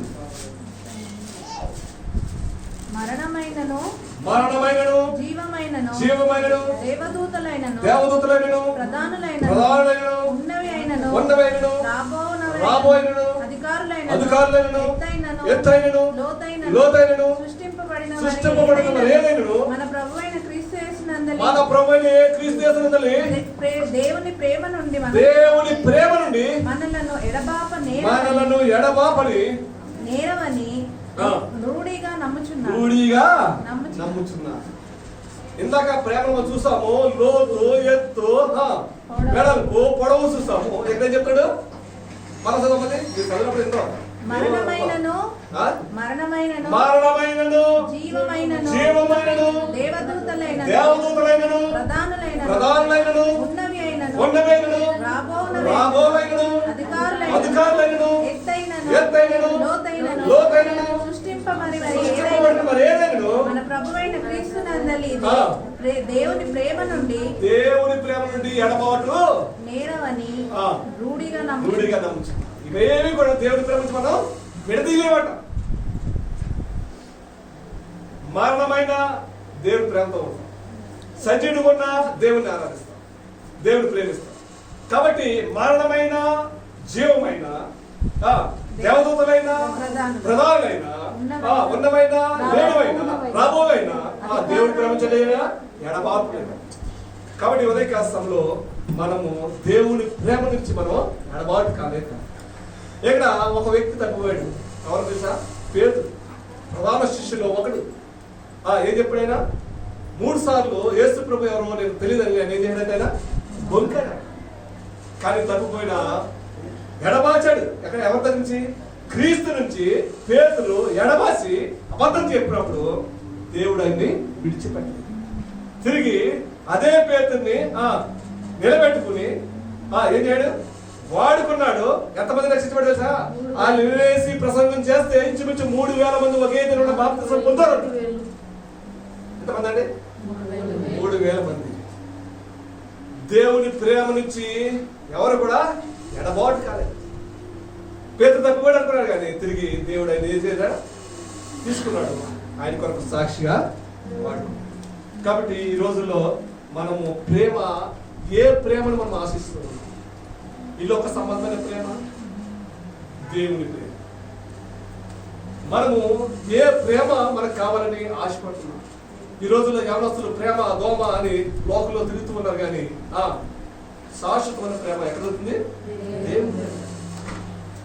నీకు నిజమైన ప్రేమ నీకు కావాలంటే ఎక్కడ రావాలా? దేవుని సన్నిధికి, దేవుని దగ్గరికి వచ్చినప్పుడు మాత్రమే నిజమైన ప్రేమ మనకి దొరుకుతుంది. కాబట్టి ఉదయకాలంలో ఈ మంచి దేవుని యొక్క ప్రేమ మనకు అనుగ్రహించిన దేవుణ్ణి మనందరూ కూడా తలలో వచ్చి కళ్ళు మూసుకుని శాశ్వతమైన ప్రేమతో ప్రేమిస్తున్న దేవుని వైపు నా కన్నులు వేద్దాం. నీ మనోన్నత తెలుగు ప్రభా, నేను చెడ్డవాడినప్పటికీ నీ ప్రేమ నా పట్ల చూపించి శాశ్వతమైన ప్రేమతో నీవు నన్ను ప్రేమిస్తున్నాను ఒక మాట చెప్దాం. దేవుడు ఎంతో సంతోషపడతాడు. నీవు మంచివాడైంది, దేవుడు నిన్ను ప్రేమించలేదు. మేబీ భవిష్యత్తు మంచివాడైంది, దావీదు ప్రేమించలేదు. పేతురు మంచివాడైంది, దేవుడు ప్రేమించలేదు. తప్పిపోయిన కుమారుడు మంచివాడైంది, తండ్రి ప్రేమించలేదు. నీవు మంచివాడు కానప్పటికీ, చెడ్డవాడైనప్పటికీ, నీ తలపులు చెడ్డవి, నీ ఆలోచనలు చెడ్డవి, నీవు చెడ్డవాడమైనప్పటికీ దేవుడు నిన్ను ప్రేమిస్తున్నాడు. అది కూడా శాశ్వతమైన ప్రేమతో దేవుడు నిన్ను ప్రేమిస్తాడు. ఈ లోకంలో సమగ్రమైన ప్రేమలన్నీ కూడా అశాశ్వతం. ఈ రోజున్న ప్రేమ లేకుంటులేదు. ఈ రోజున్న ప్రేమ చల్లారిపోతుంది. ఈ లోక ప్రేమ శాశ్వతమైనది కాదు. అది నిజమైన ప్రేమ కానే కాదు. నిజమైన ప్రేమ నీకు కావాలంటే అది దేవుడి దగ్గర దొరుకుతుంది. ఉదయకాలంలో దేవుడి దగ్గరికి రాగలవా సహోదరా, సహోదరి? ఆయన ప్రేమతో తన చేతులు చాచి నీ కొరకు ఎదురు చూస్తున్నాడు. ఆయన చేతులు చాచి నీ కొరకు ఎదురు చూస్తున్నాడు. ఆయన ప్రేమ స్వరూపి అయి ఉన్నాడు, ప్రేమ మూర్తి అయి ఉన్నాడు. ఆయన శాశ్వతమైన ప్రేమతో దేవుడు నిన్ను ప్రేమిస్తూ ఉన్నాడు.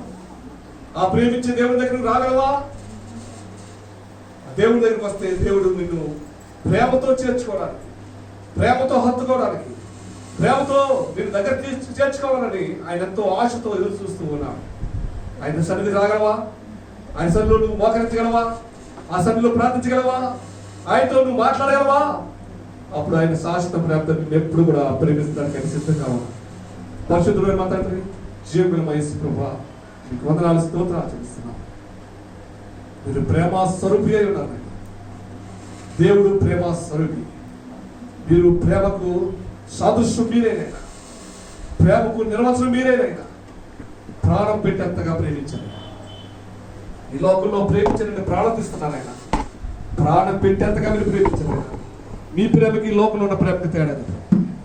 ఈ ఉదయకాల సమయంలో ప్రభా సంఘానికి మాకు మీరు అనుగ్రహించిన శ్రేష్టకరమైన వర్తమానాన్ని బట్టి మీకు స్తోత్రాలు చెల్లిస్తున్నాం. మీరు శాశ్వతమైన ప్రేమతో మీరు మమ్మల్ని అందరినీ ప్రేమిస్తున్నందుకు మీకు స్తోత్రాలు చెల్లిస్తున్నాం. ప్రభా మీ మందిరంలో మేము ప్రభా ఈ లోకంలో కలిగే ఆకర్షణలకు గురి కాకుండా, లోకంలో కలిగే ప్రేమను నమ్మకుండా, ఓ ప్రభా శాశ్వత ప్రేమతో ప్రేమించే దేవుని వైపు చూచి మీ ప్రేమను మేము పొందుకుని మీ సన్నిధిలో ప్రభా మీకు ఇష్టలుగా జీవించే కృపను దయచేయండి ప్రభా. మీకు స్తోత్రాలు. విన్న వాక్యాన్ని ప్రభా మా జీవితాల్లో ఫలింపజేయండి ప్రభా. వాక్యానుసారమైన జీవితంలో జీవించే కృపను దయచేయండి.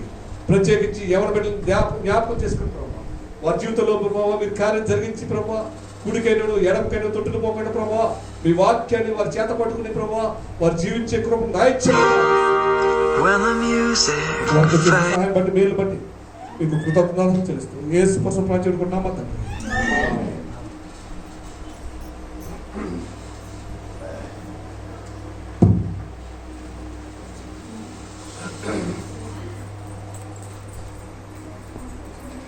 కానుకల గురించి ప్రార్థన చేసుకుంటాను తండ్రి. కానుకలను ఆశ్రయించండి, దీవించండి. ఇచ్చిన హస్తాలను దూరంతలుగా ఆశ్రయించండి ప్రభా. ఇక్కడ వచ్చిన వారందరితో ప్రభా మరి కీర్తన ద్వారా మన దాన్ని బట్టి నేను వేల స్తోత్రం తెలుసుకుంటున్నాను. అలాగే ప్రభా మెయిన్ మెసేజ్ ద్వారా ప్రభా మీరు మాతో మాట్లాడిన దాన్ని బట్టి నేను వేల స్తోత్రం తెలుసుకుంటున్నాను. ఇద్దరు పాస్టర్ని ప్రభా మీరు ఆశ్రయించండి, దీవించండి. వాళ్ళు చేసిన పరిచయాలను ఆశ్రయించండి. ముఖ్యంగా ప్రభా మేమందరం తిరిగి వస్తుండగా మీ యొక్క శాంతి సమాధానాన్ని మీ యొక్క కృపను మాకు అనుగ్రహించమని, ఇక్కడ వచ్చిన వారందరికీ కూడా ప్రభావ వారికి కావాల్సిన కూడా మీకు ఇష్టానుసారంగా సరైన సమయంలో వారికి అనుగ్రహించమని యేసు క్రీస్తు నామములో తండ్రి. ఆమేన్.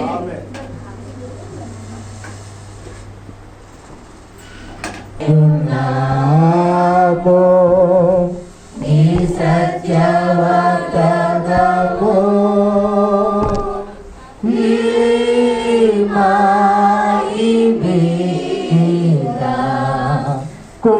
కుమారించుము దేవా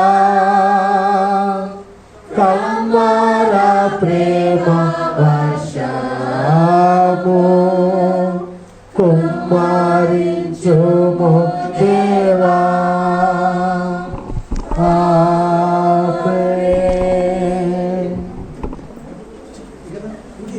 అందరికీ వందనాలు. ఇప్పుడమ్మా చూడు కెమెరా పైకి కృషి మన రాజు దివ్య ప్రేమించి ఇచ్చినటువంటి కుమార్తె మరి కృషిని బట్టి ప్రత్యేక వందనాలు.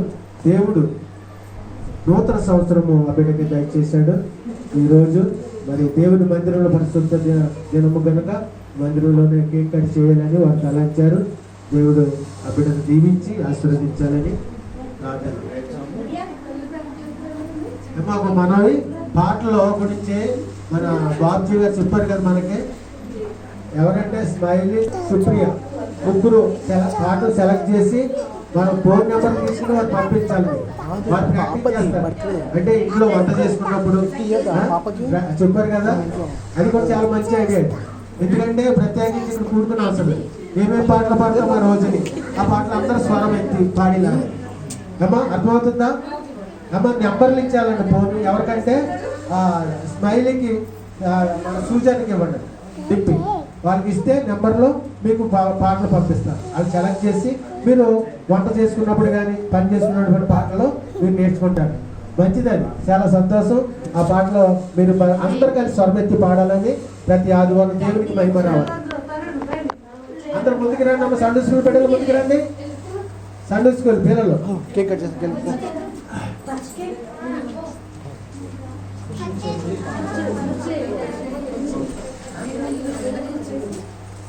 ఓకే.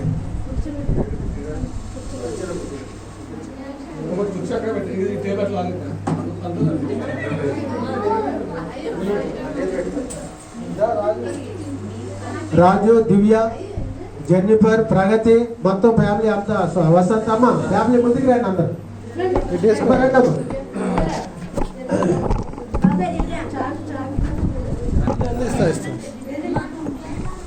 రావాలి ముందుకు రండి. అది సాగు ఇవ్వలేదండి. ఇప్పుడు సాగు ఏదైనా తీసుకుని అడుగుతాం. రాజు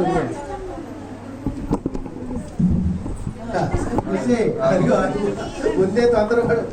ప్రార్థన చేస్తాం. ప్రార్థన చేసే కట్ చేద్ది. ఓకేనా? భాస్కర్ గారు ప్రార్థనలో నడుపు.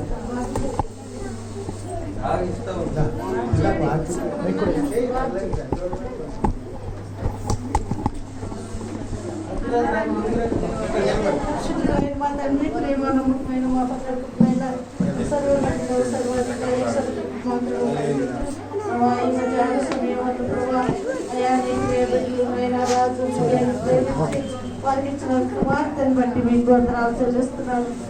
బిడ్డకు 2 సంవత్సరాలు ప్రభా మీ సన్నిధిలో బిడ్డలో ఆయన మందు ప్రభా బిడ్డ ఎదుగుటకు సహాయం దయచేయండి ప్రభా. ఈ ఉదయం మధ్యాహ్న సమయంలో బిడ్డ కేక్ కట్ చేస్తుండగా ప్రభా